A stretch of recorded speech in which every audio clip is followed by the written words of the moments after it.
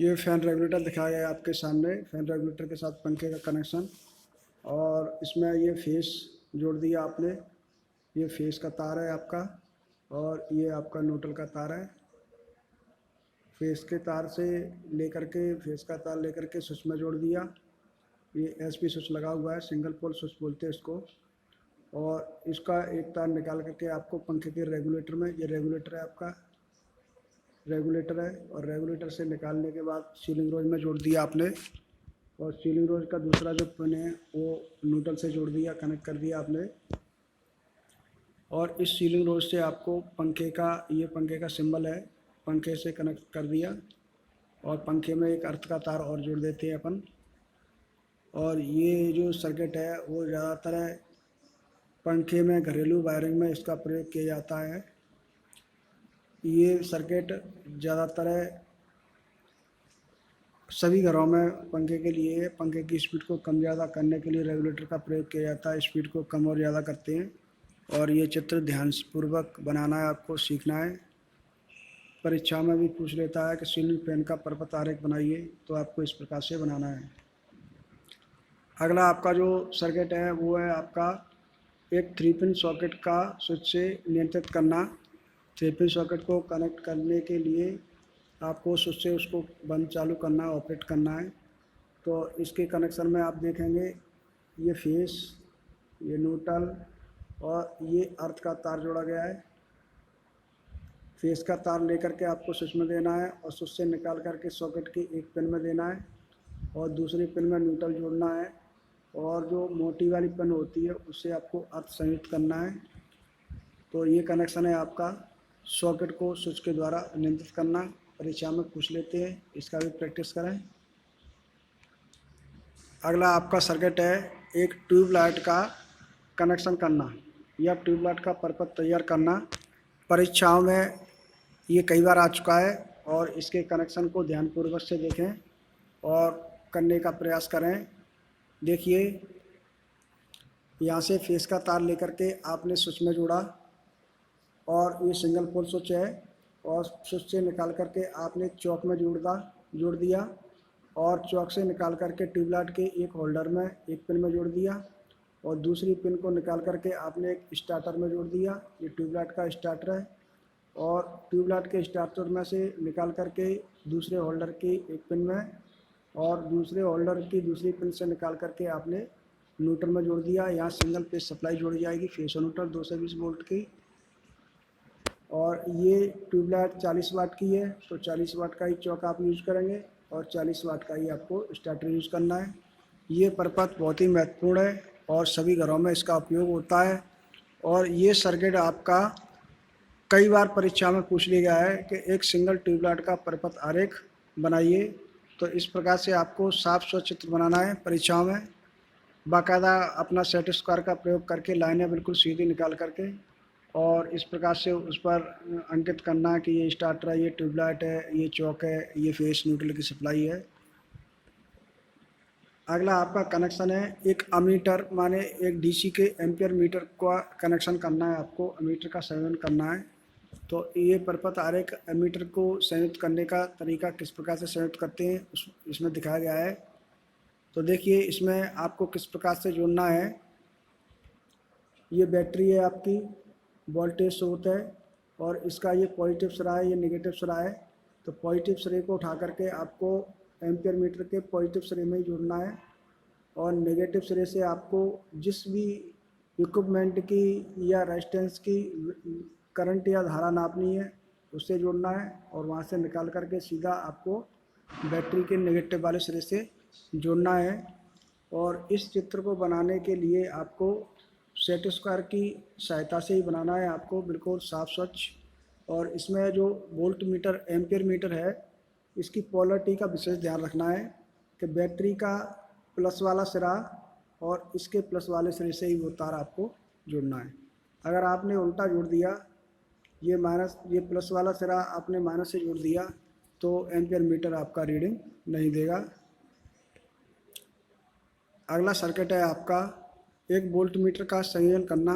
Volt meter का आप संयोजन किस प्रकार से करेंगे, इसमें भी पोलरिटी का विशेष ध्यान रखना है। अगर डीसी का वोल्ट मीटर है तो अगर एसी का है तो कोई दिक्कत नहीं है, लेकिन डीसी के वोल्टमीटर को पोलैरिटी के हिसाब से जोड़ना है आपको। तो देखिए इसमें ये बैटरी का धन वाला सिरा है, ये ऋण वाला सिरा है। क्योंकि वोल्टमीटर डीसी का है तो डीसी पे ही कार्य करेगा। तो धन वाले सिरे से लेकर के आपको ये पॉजिटिव सिरा वोल्टमीटर का जोड़ना है और ये नेगेटिव सिरा जोड़ना है। और जो जिसकी वोल्टेज आप नाप रहे हो, जैसे रेजिस्टेंस लिखा हुआ है, इसके समांतर क्रम में ही आपको वोल्टमीटर जोड़ना है। ये वोल्टमीटर कैसे जोड़ना है, आपको समांतर क्रम में जोड़ना है और नेगेटिव वाले से, बैटरी के नेगेटिव से जोड़ देना है। और कनेक्शन करते समय ये विशेष ध्यान रखना है कि वोल्टमीटर है ना, वो समांतर क्रम में लोड के में जोड़ा जाता है। यहाँ लोड क्या है, आर लोड है, तो लोड के समांतर क्रम में जोड़ा जाता है वोल्टमीटर। और एम्पियर मीटर होता है वो लोड के श्रेणी क्रम में जोड़ा जाता है। और अगर डीसी का वोल्टमीटर है तो पोलैरिटी का आपको विशेष ध्यान रखना है कि स्रोत की जो वोल्टेज का पोलैरिटी है वही आपकी इसकी पोलैरिटी होनी चाहिए। अगले आपको 4 चित्र दिखाए गए हैं। इसमें दिखाया गया है कि प्रत्यावर्ती धारा की जो तरंग की आकृति होती है वो कितने प्रकार की होती है। तो इसमें आपकी जो एसी धारा की तरंग की जो आकृति है वो आप अगर ऑसिलोस्कोप के द्वारा देखेंगे तो 4 प्रकार की फॉर्म प्राप्त होती है। जिसमें पहली जो फॉर्म है वो साइन वेव है, मैं पहले भी बता चुका हूँ। इस प्रकार से पॉजिटिव नेगेटिव ये चक्र बनते हैं, आधा चक्र प्लस में आधा नेगेटिव में, आधा प्लस में आधा नेगेटिव में, ये साइन वेव आकृति है। और दूसरी जो आकृति है वो है आपकी स्क्वायर वेव। ये कौन सी आकृति है, स्क्वायर वेव एसी की ही आकृति है, लेकिन ये ऑसिलोस्कोप से आप स्क्वायर वेव में भी इसको दिखा सकते हैं इस प्रकार से।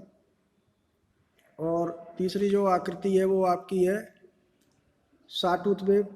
ये कौन सी है, सॉटूथ वेव। इसमें आकृति आपको इस प्रकार से दिखेगी, जो आरी के दांते होते हैं इस प्रकार से। ये बनाने की प्रैक्टिस करेंगे आप, जिस भी आकृति का पूछा जाएगा। और चौथी आकृति है वो है आपकी त्रिभुजाकार, इस प्रकार से चक्र बनेगा त्रिभुजाकार रूप में। तो ये जो आकृतियां हैं वो प्रत्यावर्ती धारा की हैं और इसको ऑसिलोस्कोप के द्वारा आप इस प्रकार से बना सकते हैं।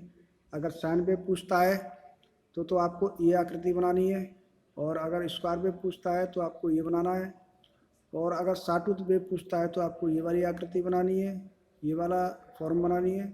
और अगर त्रिभुजाकार पूछता है तो आपको इस फॉर्म में आपको बना करके दिखाना है। परीक्षा में किस प्रकार से पूछा गया है उसी प्रकार से उसका आकृति की वेव फॉर्म आपको बनानी है। अगला चित्र है आपका स्थिर धारा चार्जिंग प्रपत्र दिखाया गया है। इसमें जो बैटरी को चार्ज करने का, आवेशित करने का जो तरीका है वो स्थिर करंट का वाला दिखाया गया है। और इसके सर्किट में आप देखेंगे कि यहाँ पर डीसी सप्लाई आ रही है आपकी। डीसी सप्लाई आने के बाद आपको आईसीटीपी मेन स्विच लगाना है। ये आईसीटीपी मेन स्विच, आईसीडीपी है। ये कौन सा मेन स्विच है, आईसीडीपी मेन स्विच लगाना है। फिर सुरक्षा के लिए आपको फ्यूज लगाने हैं। और करंट को मापने के लिए कितनी दर पर आप बैटरी को चार्ज कर रहे हैं, एक डीसी का एम्पियर मीटर लगाना है आपको। क्या का लगाना है, डीसी का लगाना है, जिस पर प्लस और माइनस लिखा होता है। अब चूँकि इसमें बैटरी को चार्ज करने के लिए जो पोलैरिटी है, जैसे सपोज करो यहाँ प्लस की है तो आपको यहाँ प्लस ही आपको लगाना है। यहाँ क्या लगाना है आपको, प्लस वाला। तो यहाँ प्लस होगा, वो निकल करके आपको प्लस में जाएगा। और फ्यूज के बाद ये जो चीज़ दिखाई गई है, ये अलग अलग स्विच लगे हुए हैं और ये लैंप लगे हुए हैं। ये कार्बन आर्क लैंप होते हैं, चूँकि वो रेजिस्टेंस का ज़्यादा काम करते हैं और प्रकाश कम उत्पन्न करते हैं। एक एक स्विच को ऑन करते जाएंगे तो यहाँ आपको करंट है ना वो मालूम चलता जाएगा कि बैटरी को कितने करंट पर चार्ज करना है, उसी हिसाब से आपको स्विच को ऑन करना है। और ये 6 वोल्ट की बैटरी आपकी दिखाई गई है। ये 6 वोल्ट की बैटरी में कितने करंट पर आपको आवेशित करना है वो निर्भर करता है आपके द्वारा कितने बल्बों को बंद और चालू किया गया है। जितने ज़्यादा बल्ब चालू कर देंगे उतना ही करंट आपका ज़्यादा हो जाएगा।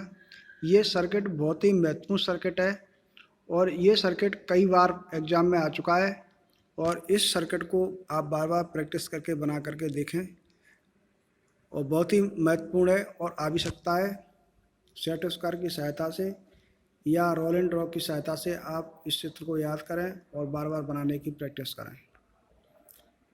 अगला सर्किट है आपका बैटरी चार्जिंग करने की जो स्थिर वोल्टेज वाली विधि है, कांस्टेंट वोल्टेज चार्जिंग सर्किट दिखाया गया है।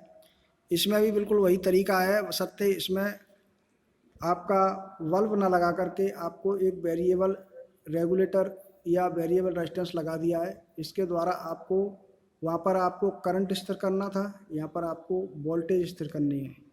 यानी वोल्टेज आपको कहीं देनी है फिक्स। जैसे सपोज करो बैटरी आपकी 6 वोल्ट की है तो 6 से 7 या 8 वोल्टेज दे करके आपको बैटरी को चार्ज करना है। इसमें भी डीसी सप्लाई का उपयोग किया गया है। आईसीडीपी मेन स्विच लगा हुआ है, फ्यूज लगे हुए सुरक्षा के लिए, और ये एम्पियर मीटर लगा हुआ है धारा नापने के लिए।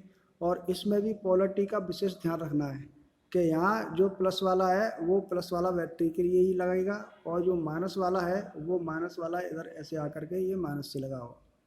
तो पोलरिटी का विशेष ध्यान रखना है। ये चित्र भी कई बार एग्जाम में आ चुका है और बहुत ही महत्वपूर्ण चित्र है, इसको भी बना करके प्रैक्टिस करें।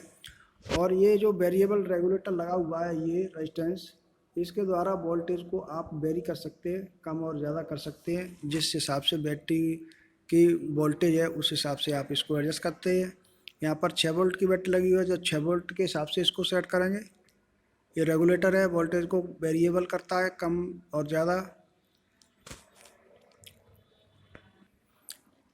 ये सर्किट भी आपके लिए बहुत महत्वपूर्ण है। और ये जो सर्किट है वो आपका रेक्टिफायर सर्किट दिखाया गया है। इसमें एसी को डीसी में आप किस प्रकार से कन्वर्ट करते हैं वो चीज़ दिखाई गई है। और हाई वोल्टेज है, 220 वोल्टेज है, बैटरी आपकी 12 वोल्ट की है, तो आप एसी से डीसी में बदल के बैटरी को किस प्रकार से चार्ज करेंगे ये दिखाया गया है इसमें। तो इसमें एसी सप्लाई है फेस और न्यूट्रल की। सपोज करो 220 वोल्टेज की सप्लाई अपनी एसी आती है, कितनी वोल्टेज आती है? 220 आती है ना वोल्टेज एसी, 220 या 230 आती है एसी सप्लाई। उसको बंद चालू करने के लिए स्विच लगाए गए हैं, ऑन ऑफ करने के लिए सेफ्टी के लिए फ्यूज लगाया गया है, और न्यूट्रल में लिंक लगाई गई है। और ये है आपका ट्रांसफार्मर। ये आपका क्या है? ट्रांसफार्मर है। ट्रांसफार्मर से जो आउटपुट है वो निकाल करके आपको, ट्रांसफार्मर की आउटपुट निकाल करके आपने कहाँ दी गई है? ये 4 डायोड लगे हुए हैं। ये 4 डायोड लगे हुए हैं आपके, दृष्टकारी बोलते हैं इनको, या रेक्टिफायर भी कह सकते हैं। तो इस प्रकार से रेक्टिफायर का सर्किट तैयार करना है आपको। 2 डायोड समांतर में, फिर 2 डायोड समांतर में, और उनको फिर सीरीज में करने के बाद समांतर में जोड़ दिया। और एक साइड से आपको प्लस मिलेगा, यहाँ आपको क्या मिलेगा? प्लस मिलेगा। डायोड का सिरा है वो प्लस है, और एक स्विच लगा हुआ है, रेजिस्टेंस फ्यूज लगा हुआ है सेफ्टी के लिए, ये फ्यूज लगा हुआ है। और ये एम्पियर मीटर लगा हुआ है। और इसके बाद ये नेगेटिव वाला सिरा है, और ये आपको कितनी वोल्टेज आउटपुट हो रही है वोल्टमीटर लगा हुआ समांतर क्रम में। और ये आपकी बैटरी लगी हुई है। ये क्या लगी हुई है? बैटरी। ये प्लस वाला सिरा प्लस से और माइनस वाला सिरा माइनस से जोड़ करके आप बैटरी को चार्ज कर सकते हैं, यानी आपको डीसी आउटपुट प्रदान हो जाएगी। ये सर्किट का नाम है दृष्टकारी चार्जिंग विधि, यानी एसी को डीसी में कन्वर्ट करके ट्रांसफार्मर से वोल्टेज को स्टेप डाउन करके और डीसी में बदल करके बैटरी को चार्ज करने वाली विधि बताई गई है। बहुत ही महत्वपूर्ण है, इसको याद करें, सीखें, बनाएं, बनाने का तरीका सीखें। और सेट स्क्वायर की सहायता से लाइनें, बिल्कुल लाइन वर्क अच्छा होना चाहिए। और ये भी महत्वपूर्ण है, कई बार आ चुका है, इसको बना करके प्रैक्टिस करें। ये अगला चित्र है आपका battery charging method by battery charger. ये आपको बैटरी चार्जर के द्वारा बैटरी को चार्ज करने का तरीका है। ज़्यादातर मार्केट में आप बैटरी चार्ज करवाने जाते हो तो इस प्रकार का उपकरण लगा रहता है, इसको बैटरी चार्जर कहते हैं। इसको क्या बोलते हैं? बैटरी चार्जर बोलते हैं। और इसमें क्या क्या चीज़ें लगी होती हैं वो मैं विस्तार से बताऊंगा आपको। कि देखिए इसमें ये आपका वोल्ट मीटर लगा हुआ है, ये एम्पियर मीटर लगा हुआ है। ये वोल्ट मीटर की रेंज को सेलेक्ट करने के लिए सिलेक्टर स्विच लगा हुआ है कि बैटरी आपकी 6 वोल्ट की है तो 6 पे सेट कर दो, 12 की है तो 12 पे कर दो, 24 की है तो 24 पे कर दो। और ये है आपका एम्पियर सेट करने का सिलेक्टर स्विच कि आपको कितनी दर पर बैटरी को चार्ज करना है, उस हिसाब से आप इसमें सेट कर सकते हैं।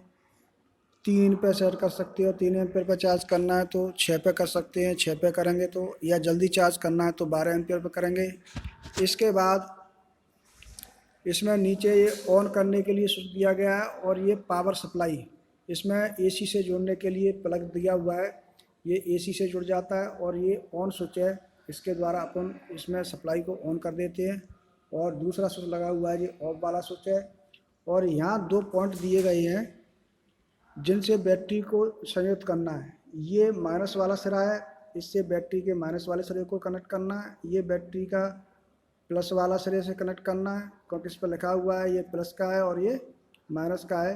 तो बैटरी का जो ध्रुवता है उसको ध्यान में रखते हुए प्लस से प्लस को और माइनस से माइनस को ही जोड़ना है। ये विधि ज़्यादातर जो बैटरियों को चार्ज करने वाले जो शॉप होती हैं, जहाँ पर बैटरियों को चार्ज करते हैं, बैटरी चार्जिंग स्टेशन होते हैं, वहाँ पर प्रयोग में लाई जाती है। और ये इक्विपमेंट महंगा होता है, और इसके द्वारा कई बैटरियों को एक साथ चार्ज किया जा सकता है, क्योंकि इसमें डायोडों के ब्रिज रेक्टिफायर के द्वारा करंट को कम और ज़्यादा करने का तरीका दिया रहता है। अगला आपका परपथ दिखाया गया है सर्किट है वो सीरीज RL परपथ, अर्थात इसमें रेजिस्टेंस और इंडक्टेंस यानी चौक दोनों श्रेणी क्रम में जुड़े रहते हैं। आइए देखते हैं किस प्रकार से जुड़े हुए हैं। ये आपकी AC सप्लाई है, और इससे रेजिस्टेंस जुड़ा हुआ है ये, और ये कॉयल रूपी यानी चौक की बाधा जुड़ी हुई है L वाली, और ये R वाली हो गई। और यहाँ पर जो वोल्टेज आएगी वो VR होगी, और यहाँ पर जो वोल्टेज आएगी वो VL होगी, और यहाँ पर जो करंट है वो IS हो गया आपका। तो इस प्रकार से ये सर्किट है सीरीज RL परपथ, माने श्रेणी क्रम में रेजिस्टेंस और इंडक्टेंस को जोड़ दिया गया है। AC सप्लाई जोड़ने के बाद ये आरेख हो गया। और इधर आपका जो दिया गया है वो सदिश वेक्टर दिखाया गया है कि इसमें रेजिस्टेंस और कैपेसिटेंस के बीच में कितने डिग्री का अंतर होता है, वो फाई से दिखा दिया। ये VS सप्लाई वोल्टेज है आपकी, ये VL यानी इंडक्टर या चौक का वोल्टेज, और ये VR रेजिस्टेंस की वोल्टेज।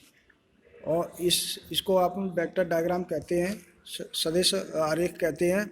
और इसमें जो VS है वो स्रोत वोल्टेज है, और VL है वो इंडक्टर या कह सकते हैं चौक की वोल्टेज है, और VR रेजिस्टेंस की वोल्टेज है। ये सदिश आरेख है।